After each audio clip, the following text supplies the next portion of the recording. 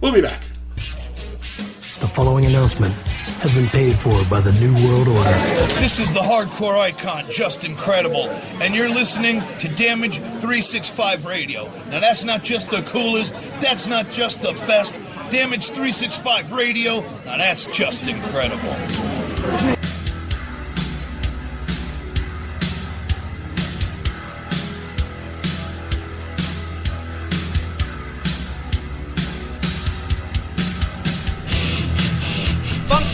Wrestling Superstore, selling wrestling memorabilia from all around the world, including WWE, TNA, Japan, Mexico, and the very best of the independents. They've got action figures, DVDs, autographed memorabilia, t-shirts, and more.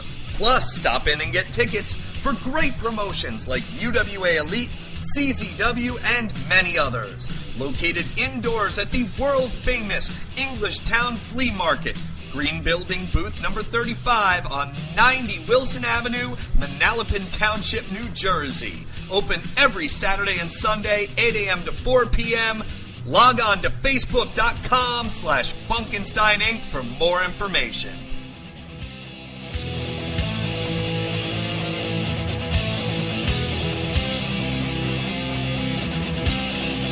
Join Brandon Lewis and Christopher Scythe Bracey every Tuesday night on youtube.com/2KW at 8:30 p.m. as they bring you the matches and moments that make 2KW Pro the heart of New York City. 2KW Pro, your company, your wrestling. This is Jim the Anvil Neidhart, and you're listening to Damaged Radio 365. Yeah, baby! The following announcement has been paid for by the New World Order. This is Eddie Edwards, one half of the Wolves, and you are listening to Damage 365 Radio, where the hunt is on.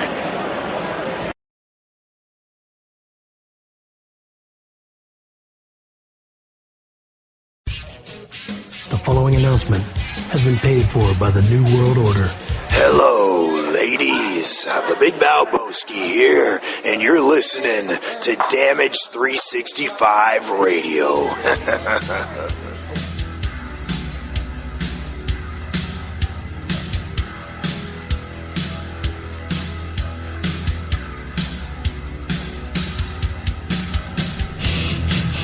Funkenstein Wrestling Superstore, selling wrestling memorabilia from all around the world, including WWE, TNA, Japan, Mexico, and the very best of the independents. They've got action figures, DVDs, autographed memorabilia, t-shirts, and more. Plus, stop in and get tickets for great promotions like UWA Elite, CZW, and many others. Located indoors at the world-famous Englishtown Flea Market, Green Building, booth number 35 on 90 Wilson Avenue, Manalapan Township, New Jersey. Open every Saturday and Sunday, 8 a.m. to 4 p.m. Log on to Facebook.com/Funkenstein Inc. for more information.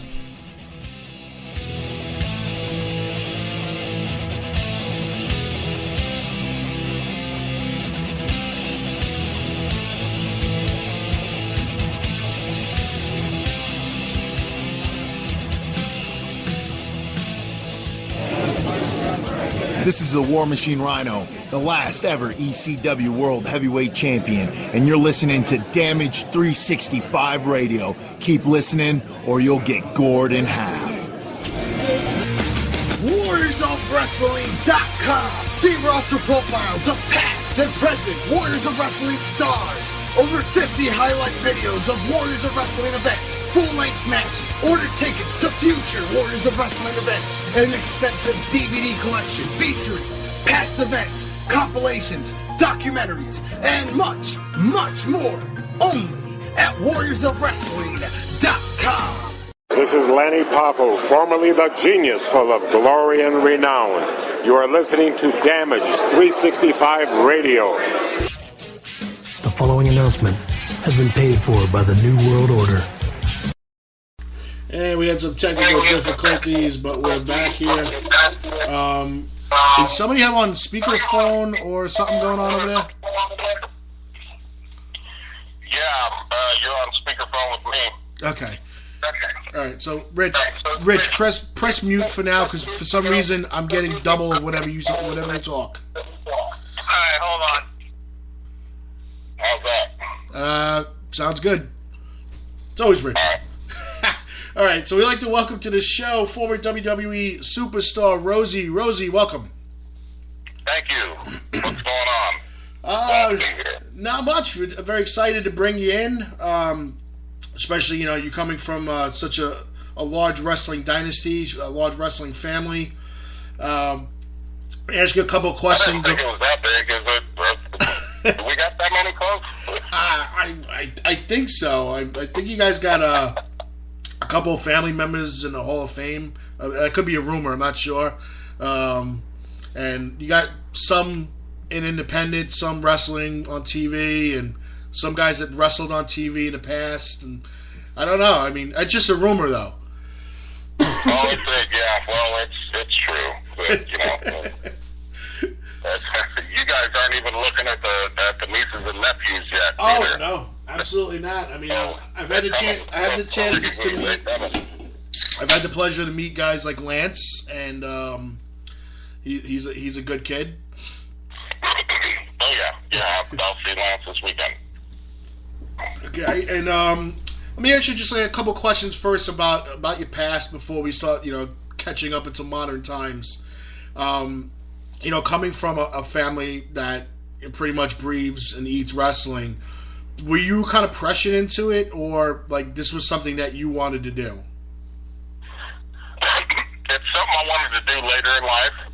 If I wanted to do it earlier, I would have started as early as my cousins, Samu and Tonga Kid. Mm-hmm. I definitely would have been in the mainstream of it in a teenage year. But me, like my brother, football is what we do, and Pensacola was, one of the best football towns on the planet when we were growing up. So that was just our first main thing. Even though we had a wrestling ring in our backyard, mm-hmm.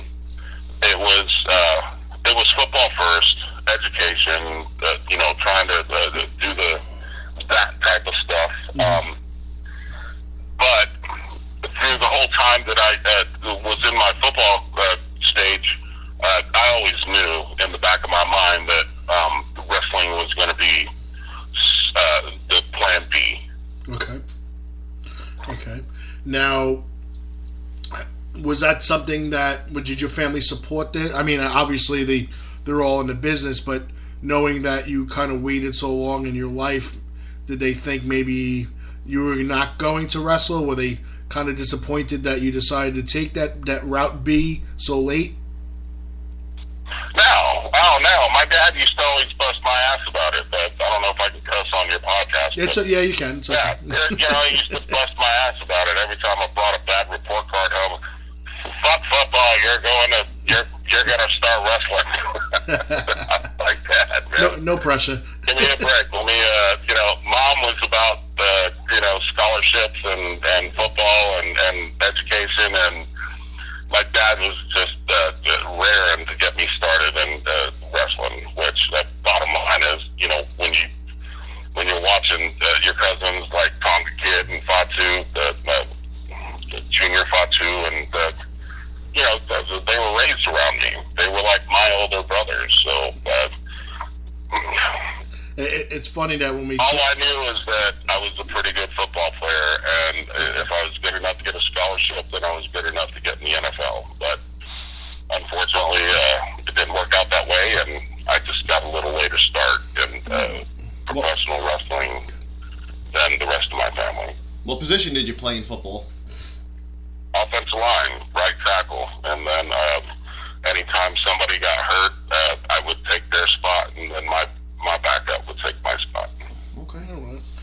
We notice that when we talk to wrestling families, that the mom is always the level-headed one about go to school, get your degree, get this, get that, and the father's always like, break someone's neck, wrestle, get in the ring. my mom was, she just kind of sat back, but with my dad being gone so long, of course, she was a stay-at-home mom, so it's a real tough business on wrestling wives, to do that, and it took me, to my point of when I got married and had kids to understand that, Right. When you're a kid and your dad's out wrestling and you're watching them on TV, then it's like, ooh, that's cool as shit, But you don't think about, the stresses and all that with the wives. And, right. The most you can really do is do your best to just to reassure her and let her know that, hey, man, sweetheart, I'm out here making money. I'm not out here making babies. Now, unfortunately, that doesn't fall with a lot of other people you probably had online. So yeah, yeah. I mean, the road. I know the road life is the road life's crazy. We've heard some great stories about the road. So, but bottom line is it's all about supporting your family and sending the money home to take care of. Well, it's not all about that. I'm gonna tell you. I'm gonna correct that. It's all about you're doing something that you fell in love with.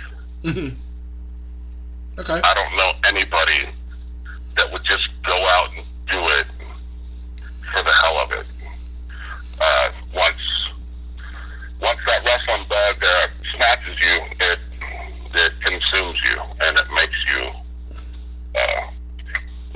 When you fall in love with something, of course, you don't ever want to leave it. Right. You want to have a relationship with it forever, and that's what wrestling does for the folks that are actually committed to making professional wrestling their life. Unfortunately, sometimes it kills the rest of your life. If that makes sense. Oh, absolutely. Now let's speed up. We'll go up a little bit in time. You're in WWE. To kind of walk us through that when you first got there and some of the things they were throwing at you of what they wanted you to do.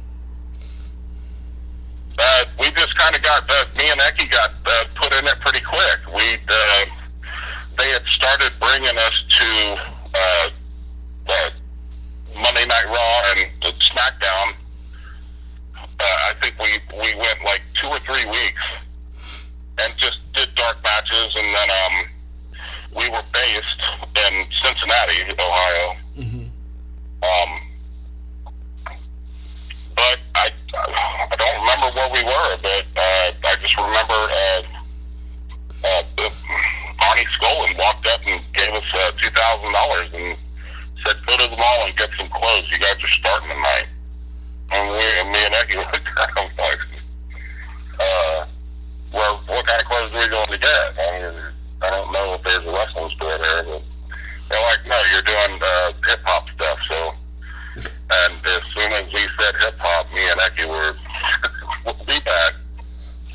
So we said, screw them all. We went straight down to the ghetto and ran into a convenience store that sells hip-hop type shit. And we went down there and bought like $50 worth of stuff, talked to the dude, gave the Hindu guy $50 more, and he ran me a tab for like $1,900, and we turned it back into the office and kept the rest of the money.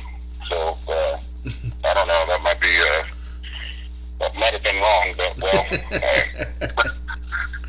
it didn't hurt to get a little bonus. But yeah, we just kind of got told that one day you guys are starting, so it wasn't like a planned out thing. At least it wasn't in our mind. They said monkey do, and we did it. Now, how did this go from that, and then to this whole the superheroes in training?